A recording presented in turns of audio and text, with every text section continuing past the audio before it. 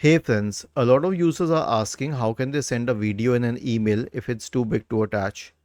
Now I'll tell you the process. Simply search for drive.google.com or any drive for that matter, even OneDrive. You can sign into it. Okay.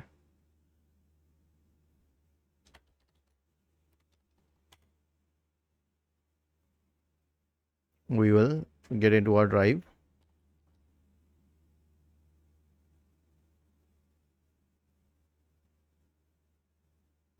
Now we will upload the video.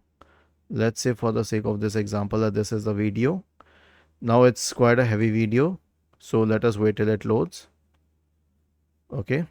Then refresh the drive. Click on this video. Click on the share symbol here. And then you can click on the share symbol here. Change its general access to anyone with the link, or you can keep it restricted if you want to add that person to the email list.